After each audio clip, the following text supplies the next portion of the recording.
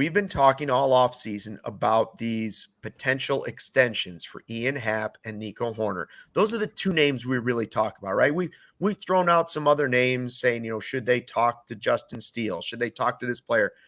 But really, it's been Nico Hoerner and Ian Happ that we've talked about. There's a quote in here from this podcast that I think kind of shows you what to expect here. And what it shows you is that the next week is really important. He was asked about the Rizzo negotiations in 21. And he said that one of the things he learned is, he said, we negotiated during spring training. I don't think I'd like to do that much anymore. I'm going to try to avoid that. It started the season off on a bad front. He went on to say about how he drives with his dogs to and from Arizona every year. And that year in 21, after the negotiations carried through spring training all the way, he said he was driving home and all he could hear on the radio was people talking about Rizzo, how he didn't have a deal done. And, the team was in first place for a while, like into June, but it obviously fell apart and then they start tearing things down. Mm-hmm. He felt it left a bad taste in Rizzo's mouth, in not just Rizzo's, everybody's mouth. And so he's not going to do it again. That makes me believe, if you take that for what he says, that if a deal's going to get done with Ian Happ, he's got about 10 days. About 10 days to get it done, or I'd be surprised if Ian Happ is a Cub beyond this season.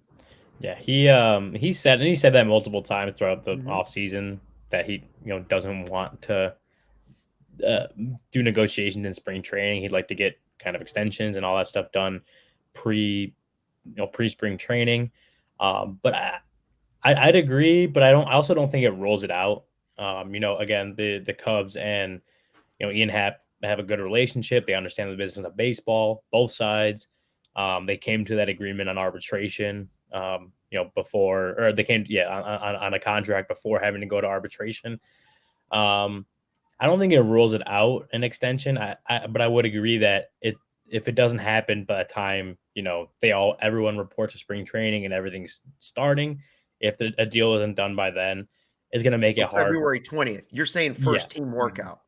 I say if it's not done by then, it'll make it tough to see as an extension coming, later on. Especially when, looking at Jed's words, looking at just how hard it is to get an extension done during the season. Like players' agents work on those things, but players also want to be involved in that. But then they're also focusing on playing baseball at the same time, and that's tough.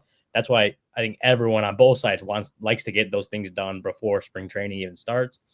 So I say, you give it the 20th, that's 2 weeks from today.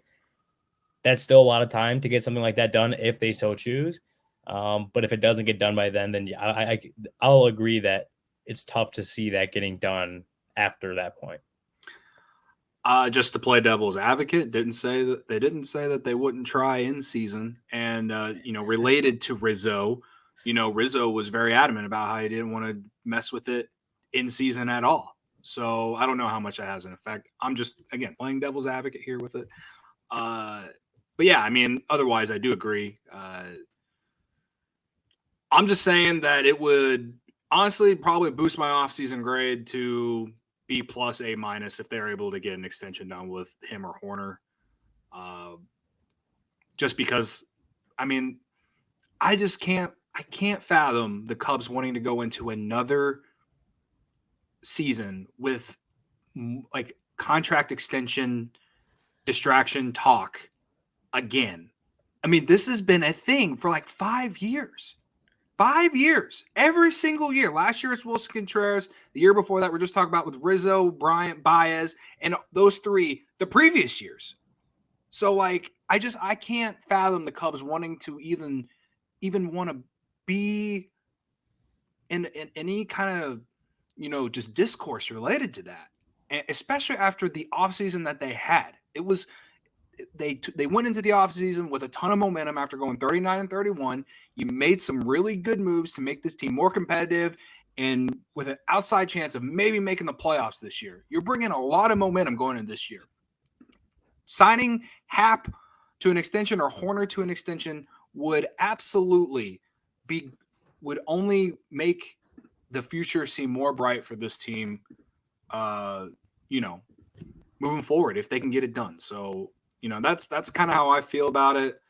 And, what Hoyer said in that podcast related to all, he spoke on all three. Like he talked about how the grievance with Bryant played a factor, straight up said it. He brought up the grievance. He said that they were very close with Baez, but then COVID came and somehow that just ruins everything. Which he also said at the very beginning of that conversation that, like, openly for the first time said that, with COVID came and that meant that they had to shred payroll. He basically openly said it. And then, like we just talked about with the Rizzo thing. So I don't know, man. Like, that's just kind of how I feel with all of it, is that the Cubs will do themselves some favors if they just pay one of those two, like extend one of those two, whatever it is, because it's just a distraction that's only going to bring the team down. You think Happ wants to answer all these questions again? No, but he's going to, I guarantee you that the first time Ian Happ is interviewed in Arizona, he will get that question. The second time he's interviewed by somebody different, he will get that question. The next time the next TV station shows up, he will get that question. And the first time that Jed Hoyer sits down at Sloan Park at a table, the microphone's in front of him, and he's asked all the questions at opening press conference, one of the first two or three questions, one of them will be about, where are you at with extension talks for Ian Happ and Nico Hoerner? So he knows the questions are coming, and at that point, he will have to give an answer. It may not be a hard deadline, but those comments, like Ryan says, he said it enough times now that I believe he has learned a lesson that he doesn't want to have to answer that question multiple times. So maybe let's just use Happ as the example. Let's say they're close with Happ, and it's just a matter of $500,000, or it's something close, so $200,000. I believe that, yes, if it was that close, they might let it slide into like the first 2 days of camp.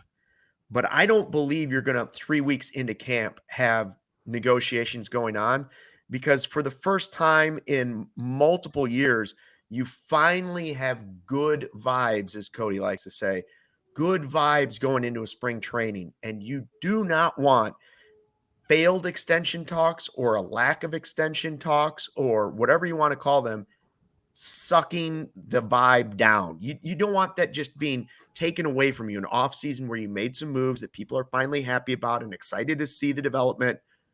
You don't want to kill. Listen, if you're going to compete for a wild card or the division this year, we all know a lot of things are going to have to go right, but it's a bad division. A lot of the things have to go right, and you certainly don't want to start it off on the wrong foot. You don't want to start it with negativity at the beginning of camp. So if it's Nico Hoerner, I don't really think it's that big of a deal, because they could just wait till next year to have the same conversation with Nico. For me, I believe if it's Happ, if it's not done within those first 2 days of camp, forget it. Like, it's not happening.